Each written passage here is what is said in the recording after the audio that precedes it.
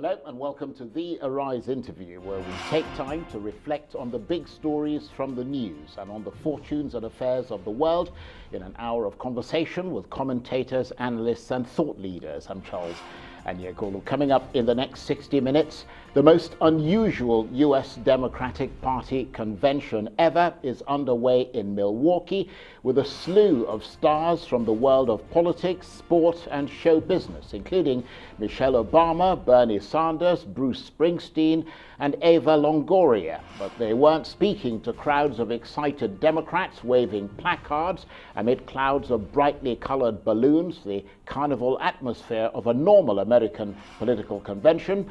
Instead, this year's Democratic Jamboree is all online. One journalist called it a political Netflix. That's essentially a very long advertisement. We have analysis from the US and from Europe.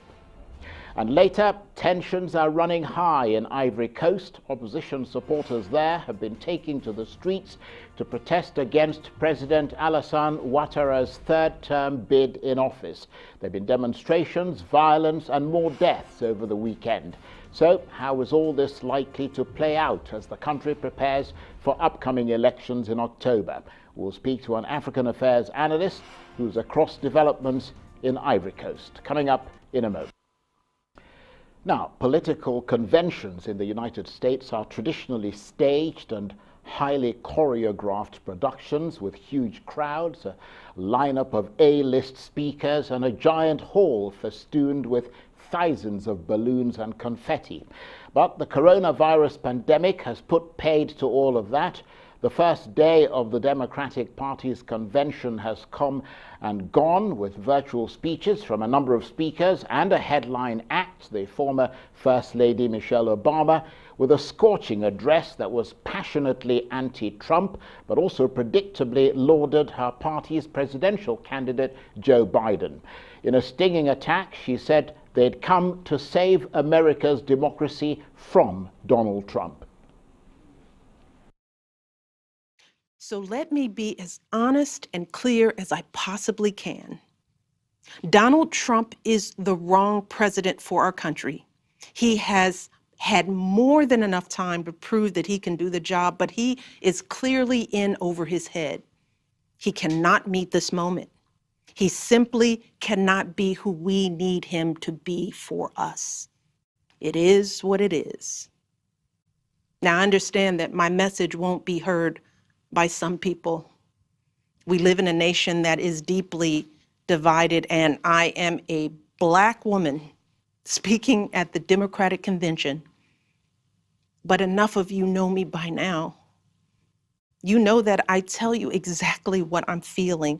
You know I hate politics, but you also know that I care about this nation. You know how much I care about all of our children. Now, Joe is not perfect, and he'd be the first to tell you that. But there is no perfect candidate, no perfect president, and his ability to learn and grow, we find in that the kind of humility and maturity that so many of us yearn for right now.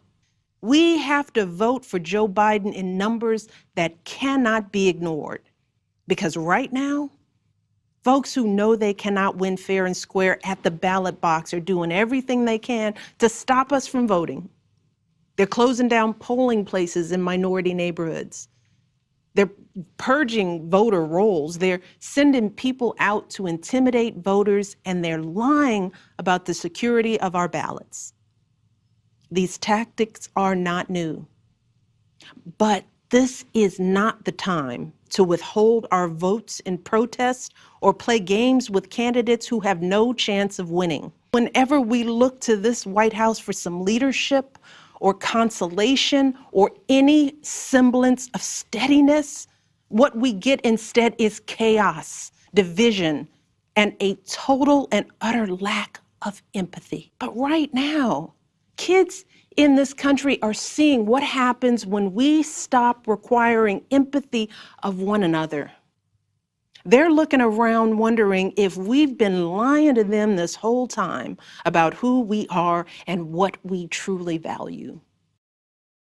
Michelle Obama with her scorching address there at that virtual convention of the Democratic Party. Well, in a moment, we'll cross over to London for an international perspective on the US election. But first to Washington and our US correspondent, Eric Ham, who was watching that virtual convention as it began. Good to see you, Eric, and thank you very much indeed for joining us. I know you've had a long day and a long couple of days.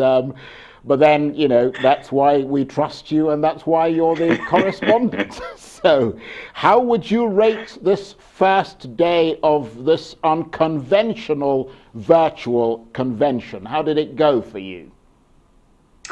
Well, there were many questions going into this convention. First of all, could a major political party in the United States pull off a totally virtual convention? Would it have the same pomp and pageantry? And would there be the energy to excite people, to get people to want to come out and vote?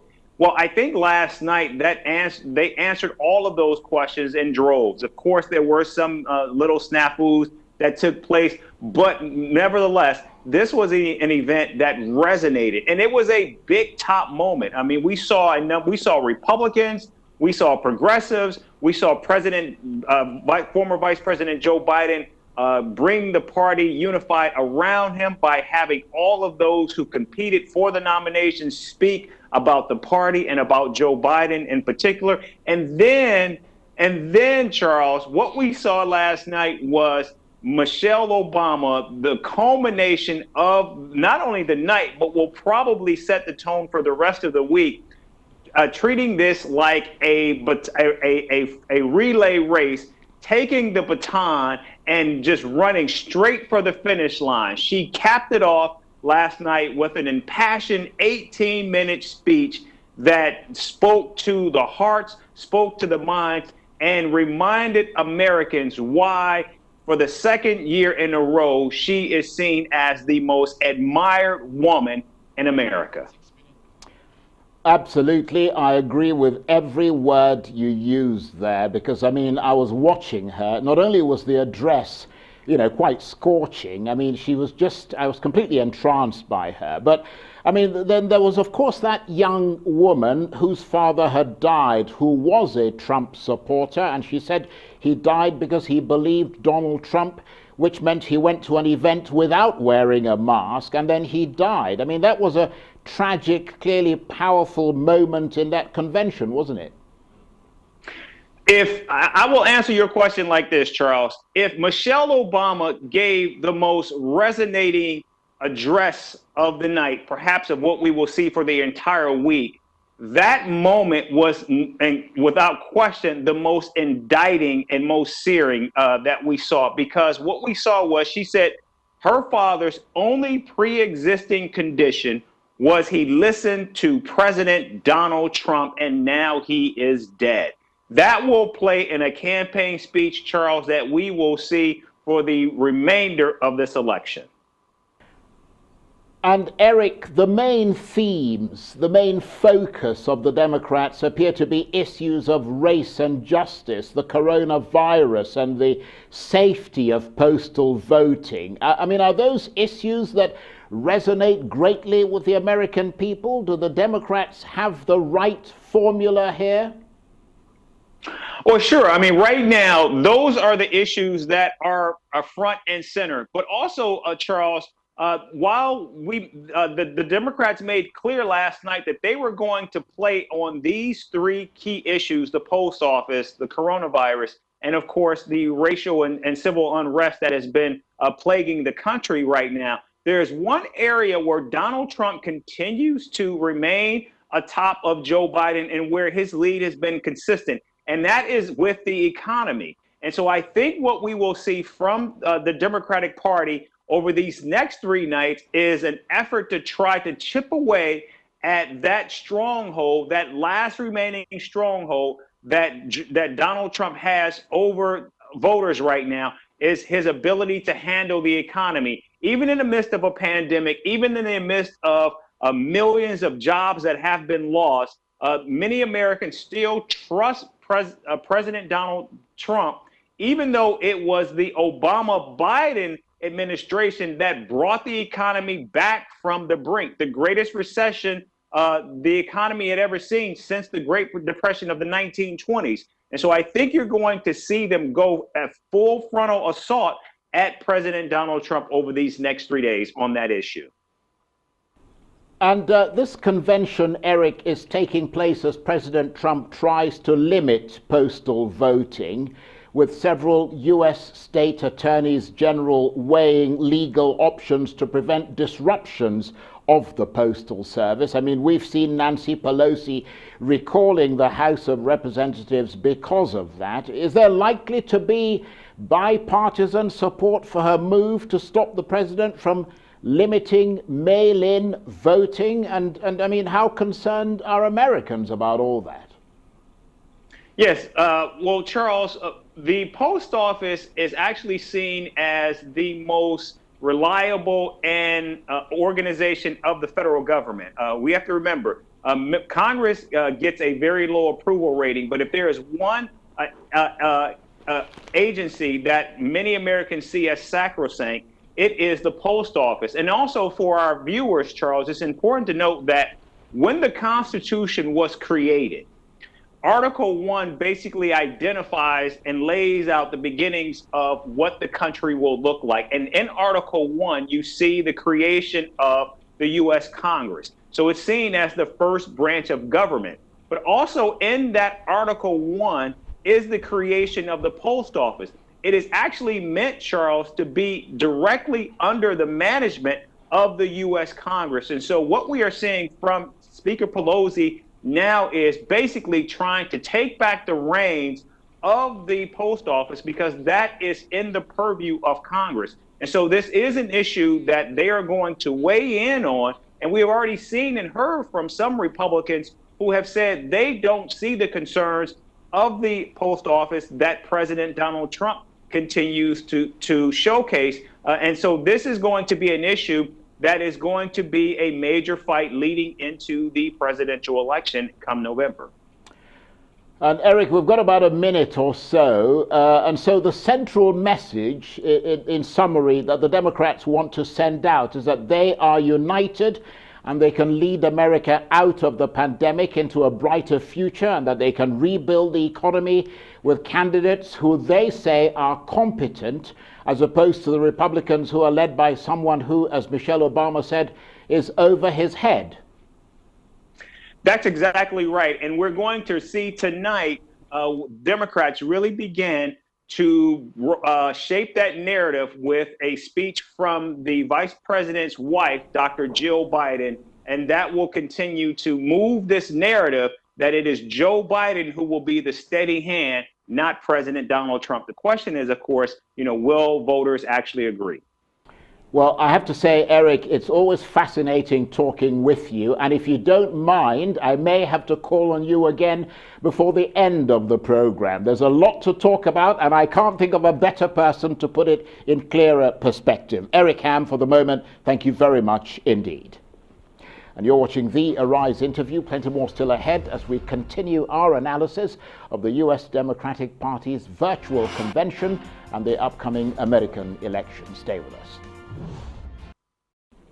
Welcome back to the Arise interview. I'm Charles Aniagolu. So a new style of U.S. convention dictated by the coronavirus, and it's being tried by the Democratic Party. No rallies, no confetti, but plenty of video clips and pre-recorded speeches. The 4-day event, staged mostly virtually in Milwaukee, will formally nominate Joe Biden as the party's candidate for president and Kamala Harris as running mate for vice president. Participants have been delivering their speeches online from their home states rather than at a mass gathering because of the pandemic. As you might expect, most of them launched stinging attacks on Donald Trump and spoke out in support of Joe Biden. Is now living in an unprecedented moment.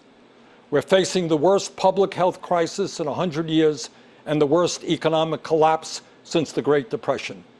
We are confronting systemic racism and the enormous threat to our planet of climate change. And in the midst of all of this, we have a president who is not only incapable of addressing these crises, but is leading us down the path of authoritarianism. This election is the most important in the modern history of this country. Nero fiddled while Rome burned. Trump golfs. His actions fanned this pandemic, resulting in over 170,000 deaths and a nation still unprepared to protect its people. My friends, I say to you, to everyone who supported other candidates in the primary, and to those who may have voted for Donald Trump in the last election, the future of our democracy is at stake. The future of our economy is at stake. The future of our planet is at stake.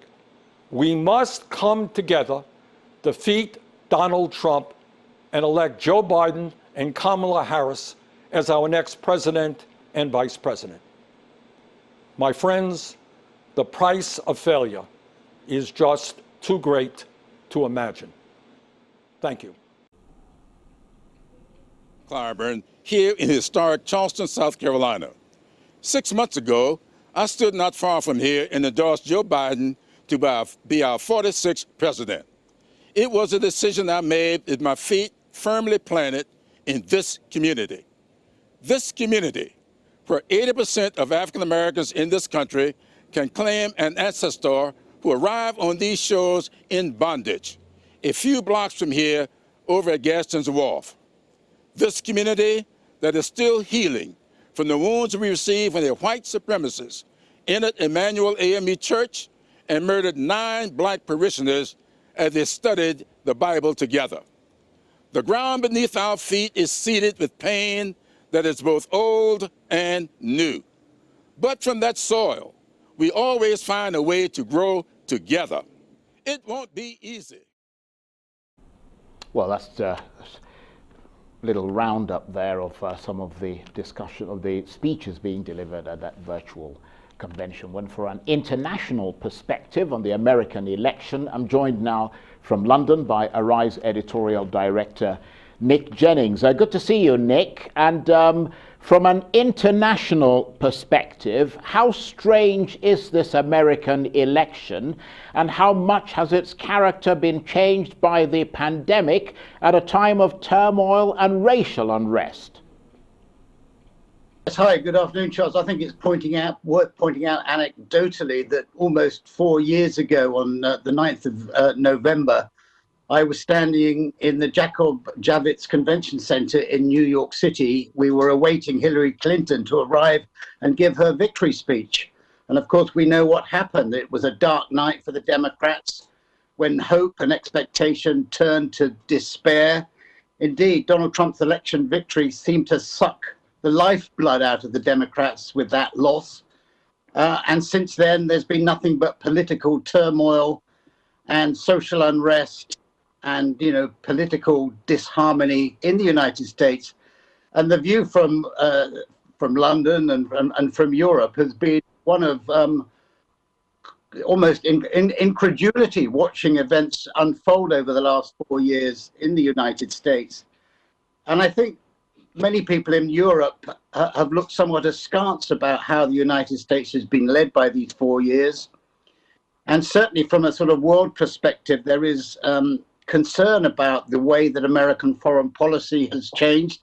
And I think many people looking at this election are hoping or seeing it as an opportunity for there to be some kind of real shift in US politics, and that if Joe Biden wins, that the United States will yet again sort of return to its role of world leader with some major international issues that remain unresolved, whether it's Iran, the relationship with China, the situation regarding NATO, the whole complex picture in the Middle East with Syria and Israel, many complex issues that people are very concerned about how they've been handled under President Trump. And Nick, thanks for putting that quite clearly there. And in terms of the perception of Joe Biden, beyond, of course, I mean, we're exposed every day to the jamboree and the attacks within the United States. Just help us to try and see and understand the candidate Joe Biden from a European perspective? I know you've touched on the big, broader things. We know, for instance, that the Americans see him as unexciting but decent. I mean, is that the way that the Europeans see him, or his personality just doesn't matter? Let's just get rid of Donald Trump, basically. Well, I think, he's from Irish American stock. I think people view him very much as a man with great charisma. He's been around a long time. He's been in politics for over 50 years. He was first elected to the Senate in 1972, the second youngest person ever to be elected to the Senate. And he's had a pretty sort of topsy-turvy political life, and a very, very topsy-turvy, if that's the right word, personal life with tragedy and such like. I think some of his redeeming characteristics are that he's very much regarded as a people person. He clearly has a lot of charisma. I think he stands in great contrast to President Trump, in the sense that Joe Biden, by all accounts, I've not met him, but by all accounts, he is always prepared to listen to people. Because of some of the very difficult personal circumstances and grief that he's had to shoulder during his life and has come back from, he's regarded as somebody that has an awful lot of human intelligence, a lot of empathy, very strong at dealing with people.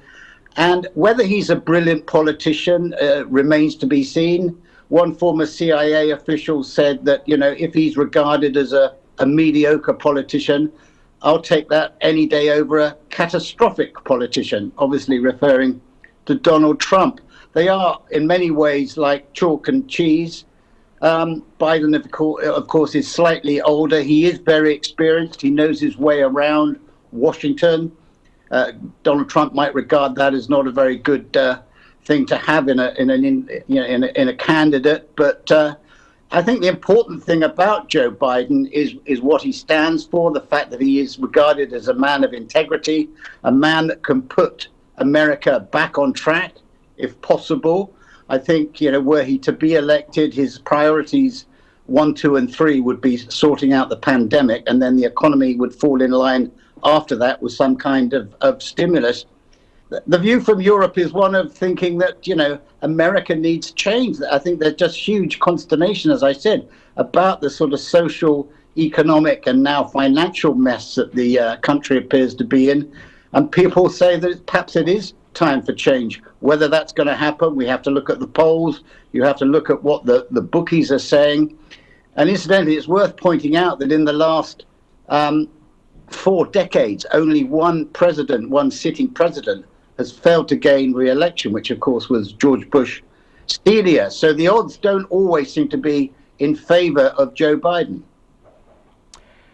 Nick, thank you very much indeed. Nick Jennings, of course, our editorial director with the international perspective, and America's allies hoping that America will start to treat them as allies, not as enemies or serfs. You're watching the Arise interview. Plenty more still ahead as we continue our analysis of the U.S. Democratic Party's virtual convention and the upcoming American election. Stay with us. Welcome back to the Arise interview, where we speak to the newsmakers as well as ordinary people doing extraordinary things around the world and featuring the voices at the heart of the stories. I'm Charles Anyegolu. Now, as you may know, in the United States, the Democrats are preparing to crown Joe Biden as their White House challenger at an event in Milwaukee, Wisconsin. Because of the coronavirus outbreak, Democrats scrapped plans for a crowded party extravaganza with balloon drops and all the other political razzmatazz that would normally take place at a political party convention. But it's unclear whether the largely virtual schedule of pre-recorded speeches with no live audience can generate the same level of enthusiasm as pre-pandemic gatherings of the party faithful. Republicans will face the same challenge as they make their case for 4 more years in the White House for Donald Trump at a drastically scaled-down convention next week. Well, let's rejoin our U.S. correspondent, Eric Ham, who's been watching proceedings from Washington. Eric, thank you very much indeed for coming back to us. And I was talking just a few minutes ago from London with Nick Jennings, who's our editorial director, getting the international perspective and the way that the Europeans and the rest of the world perceive Joe Biden. And of course, in America, I mean, he is seen through and through as a Washington man, although I suppose maybe you could argue that that's the way he's presented as part of the political establishment and the swamp that President Trump wants to drain. Mr. Biden, though, presents himself as a common man, doesn't he? A man of the people. That's actually right, Charles. And even though Joe Biden has been a fixture of Washington for 4 decades, he's run for president 3 times, he is still someone who went home every day. He took the Amtrak train back home to Delaware every single day. And we heard a little bit about his backstory last night, about how he interacted and engaged with the people on the train every day.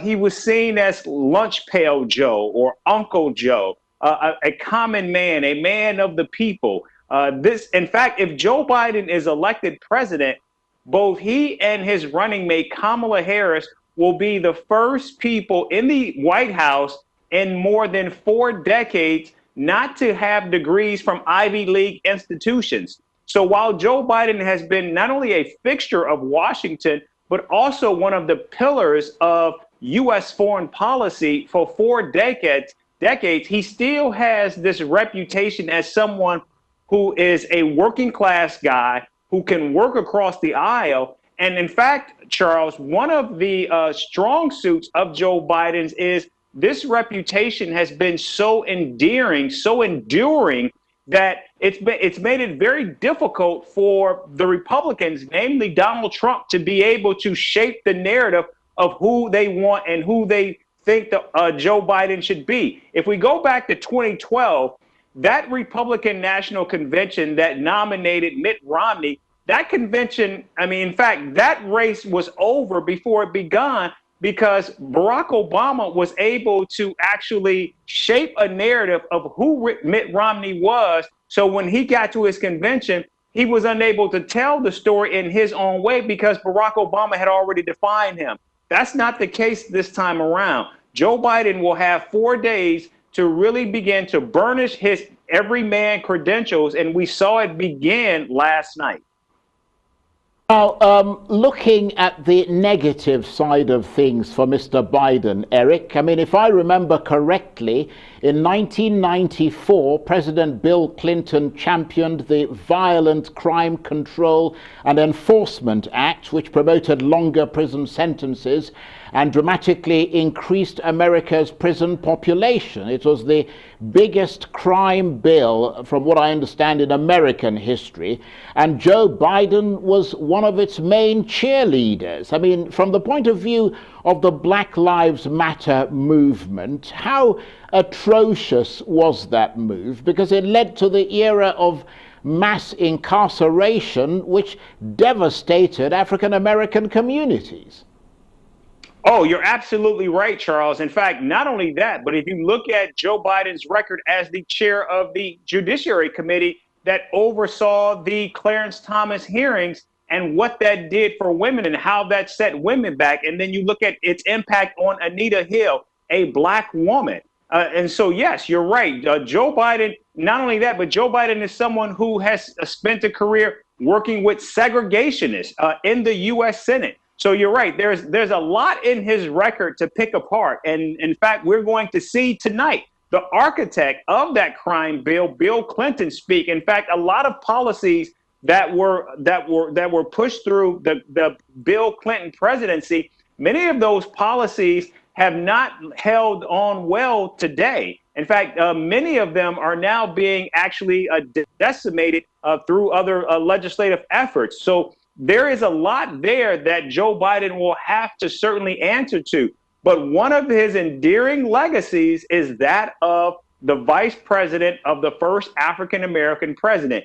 That gives him a lot of cover. And also, he's now being seen as this bridge, having served as the vice president to the first African-American president. and now being potentially the president who will pave the way, perhaps for the first Black woman president, Kamala Harris, his running mate. And given all that, Eric, do you think Black Lives Matter as an organization will endorse Joe Biden, or will they simply encourage voters to vote out Donald Trump? I think this will be more of an election where there will be communities that sat out of 2016 for whatever reason, who will actually seek to vote and who will take a more proactive approach in this election. Because I think with Joe Biden, the Black Lives Matter communities look at him as someone that they can actually shape a policy agenda around, whereas Donald Trump is not that person that they believe will be a viable legislative working partner. So I think they will go to the polls to actually seek to oust Donald Trump. And in fact, if you look at, there's a polling data that came out yesterday that shows that young people between the ages of 18 and 35 are seeking to overwhelmingly oust Donald Trump more so than they are to actually insert Joe Biden. And so I think that is one of the driving components of what we're seeing behind those that are getting behind Joe Biden. Not necessarily that they want to see Joe Biden as president, but they're more motivated to get rid of Donald Trump. That's a good point, and that's certainly the impression that we're getting. And as you, Eric, and lots of other Americans watch Mr. Biden's preparations for power, I mean, what sort of economic program, for instance, is he offering the American people? Yeah, well, in fact, we have seen from Joe Biden, they have already announced their economic plan. In fact, he announced it just a few weeks ago. And in this plan, he's calling for a massive infusion of resources and investment from the federal government into issues of environmental and climate change. We do know that that is not something that this administration has championed over its nearly 4 years in office, but we do know that Joe Biden is making that one of his major priorities to double down on climate. And one of the reasons for that is because, particularly when it relates to communities of color are oftentimes housed in areas where the air quality oftentimes is bad, leading to many of these pre-existing conditions that have been exacerbated by the coronavirus pandemic. So Joe Biden is seeking to double down on resources for more cleaner energy and more environmentally friendly policies. In addition to that, what we do know that Joe Biden is also looking to do is increase the expenditures and resources in manufacturing communities, as well as attempting to go even a step further than the Obama-Biden administration by actually adding a public option to the Affordable Care Act, which of course is known as Obamacare. And they see that as another opportunity to, again, combat these inherent disparities that we have seen exacerbated through the pandemic and the impact that they've had, particularly on communities of color. So not just a sense of a return to normal with Joe Biden, but an ambitious normal with economic and racial justice, climate targets thrown in and that sort of thing. But what about, to balance our discussion, Donald Trump? I mean, in the face of the pandemic and its economic ravages, I mean, what's his political formula for success in November? That's a really good question. And here's how I'll answer that question, because we've already got a sense of who will be some of the speakers at the Republican National Convention, which is scheduled to take place a week from today. One of the speakers, or I should say two of the speakers, will be a husband and wife team that actually pulled guns on Black Lives Matter demonstrators who were protesting on the street outside their home. They were waving automatic weapons and handguns at these protesters and demonstrators, peaceful protesters, peaceful demonstrators, mind you. They are now scheduled to be speakers. So what we are going to see is President Trump continuing to double down on these culture wars, continuing to stoke the flames of racism and division. And of course, we have seen, and we're going to see him really speak to, or attempt to speak to, suburban white women using language that many see as coded and not so overt as racist and divisive. So, of course, in order to effect change, first of all, Mr. Biden has to win. I mean, as things stand at the moment, Eric, what are the opinion surveys saying? Is Mr. Biden still pulling well ahead of Mr. Trump? Right now, in fact, we just got some new polling data coming out beginning yesterday, which shows that Joe Biden is still comfortably ahead, not only in national polls, but also in these all-important state polls. And there are only a handful of states that are going to determine the outcome of this race. Michigan, Pennsylvania, Wisconsin, Florida, and potentially Arizona, maybe North Carolina. And right now, nationally, Joe Biden, based on all of the polling data that we're seeing right now, he's still ahead by around 8-9 points. Now, that's down about a point or two from a month ago where he was leading by 10-11 points. And then in these still all-important states, Joe Biden is still very much leading. In fact, in Wisconsin, he's up by 6 points, hovering around 50%. And actually, Charles, this is actually one of the issues that should be of concern for President Donald Trump. Because at no time in his administration, no time since being in office, has he gotten anywhere close to 50%. And that's what he's going to need in order to win. Remember, there are no third party candidates that are going to be on the ballot this year. And so that's going to be an issue for President Donald Trump. But right now, the polling data continues to show Joe Biden comfortably ahead of Donald Trump, both nationally and in the states. Well, Eric, we're almost out of time. We've got about 30 seconds. Is Mr. Trump already fighting like an underdog? I mean, and if so, is he going to be more rabid in his attempts to hold on to power? Yes, in fact, we're seeing that now. This is typically when conventions take place, the opposing party usually stands down to give the party that's hosting their convention the week to themselves. Donald Trump is not doing that. He's been out yesterday holding 2 rallies. He's going to be in Arizona today for a fundraiser. And when Joe Biden gives his acceptance speech on Thursday, Donald Trump will be in the hometown of Joe Biden, Scranton, Pennsylvania, at a rally. Eric, you're an absolute star. Eric Ham, our U.S. correspondent there, talking to me from Washington. And you're watching the Arise interview. Plenty more still ahead, including tension and violence in Ivory Coast as opposition supporters take to the streets to protest against President Alassane Ouattara's third-term bid in office. We'll speak to an African affairs analyst. Stay with us. Welcome back to the Arise interview. I'm Charles Anyegolu. Now, there have been more deaths over the weekend in Ivory Coast. There have been demonstrations and violence in places like Abidjan, Daokro, Banana, and Ganoua, among other places. At least 5 people have been killed during clashes between government and opposition supporters in recent days. Tensions have been running high since President Alassane Ouattara announced he would run in the 31st of October presidential elections to seek a third term in office, a move many in the country believe is unconstitutional. Well, for more on this, I'm joined now by the African Affairs analyst and publisher of Africa Briefing, John Ofe-Ansah. Good to see you, John. It's been a while. Just before we came on air, I was watching you on the big screen, and I thought you were on fire. I could see smoke billowing out of your head, but then I realized you were vaping. But thank you very much indeed for joining us. I know you've been keeping across developments in Ivory Coast. Just bring us the latest that you're hearing from there.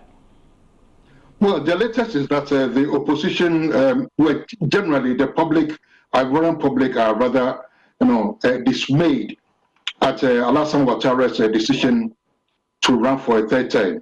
After the death of the late Prime Minister Amadou Coulibaly.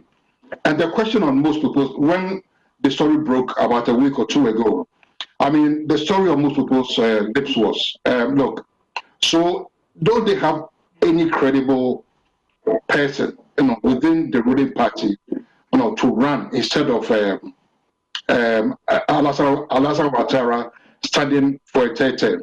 That's the question on everybody's lips. And people are rather disappointed that Alassane Ouattara, who is backed by the West, including France, should decide to go this route and go for a third term. So I'm not surprised that there's uprising of protests, violent protests in Abidjan and other cities in Côte d'Ivoire.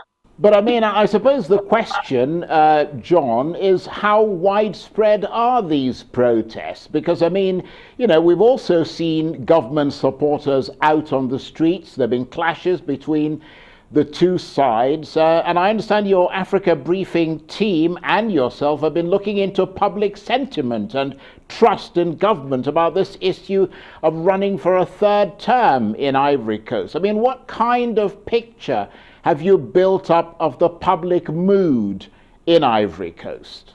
The opposition, the ruling party, Alassane Ouattara's party, is partly split.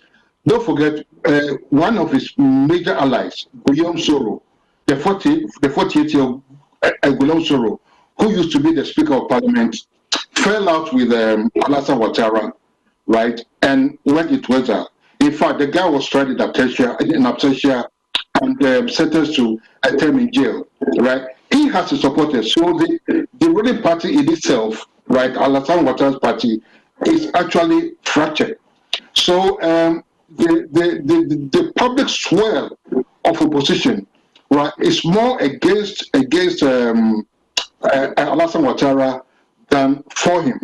So, I mean, in effect, many Ivorians view the move by President Ouattara as a violation of term limits set by the Constitution. I understand that latest research by non-partisan African institutions suggests that, you know, in support of what you're saying, 8 out of 10 Ivorians don't want the president to run for a second term, and the distribution of those numbers is quite even across age groups and education levels and even urban and rural areas. So massive opposition there. Yes, and we shouldn't forget that the majority of the Ivorian population is aged between 18 and 35. That is the median age in Côte d'Ivoire. So, and like I said earlier on, his former ally, Guillaume Soro, the ex-speaker who is in exile, has a lot of support. And in fact, his breakaway party has nominated him as the candidate to run against Alassane Ouattara. But he cannot do it because of fear of being thrown into jail if he returned to the country. So that also escalates the frustration, the anger amongst most of the youth. You see, and again, it is a worrying trend across the sub-region. In neighboring Guinea, the octogenarian Alpha Conde, the Guinean president, is running for a third term after a controversial amendment to the constitution to allow him to do so. And also, we should also look at the bigger picture. This instability comes amidst increasing jihadist activity in neighboring Burkina Faso in the north and Mali to the west. So it does not augur well, I mean, for the security, stability of Côte d'Ivoire. And we shouldn't forget that 10 years ago, the country erupted into a bloody civil war between Gbagbo, the ex-president Gbagbo, and the current president Alassane Ouattara. So there is a fear that this situation might rather escalate into, you know, another bloody conflict in the country. I mean, the argument, because we've obviously got to look at both sides, the argument from President Ouattara and his supporters is that the changing of the constitution back in late 2016 allows him to run again. So a new era under a new constitution, according to them. Well, you see, the thing is, number one, his late Prime Minister, Amadou Coulibaly, should have run, you know, as a candidate. And Alassane himself actually said that he wasn't going to run again and that he would make way for a younger generation. So if the chosen candidate has passed away, right? Is there nobody credible enough within the ruling party to stand in his place? That is the question. Okay. And again, during his tenure, I mean, there's been reports of deteriorating political freedoms in the country. I mean, Amnesty International last year raised alarm of arbitrary arrests and harassment, of journalists and bloggers, and in the last 5 years. And as we are talking now, there are about 15 journalists and bloggers who have been thrown into jail since last year. So this all doesn't. That is why the people are eager to see the back of him, irrespective of any constitutional changes or not.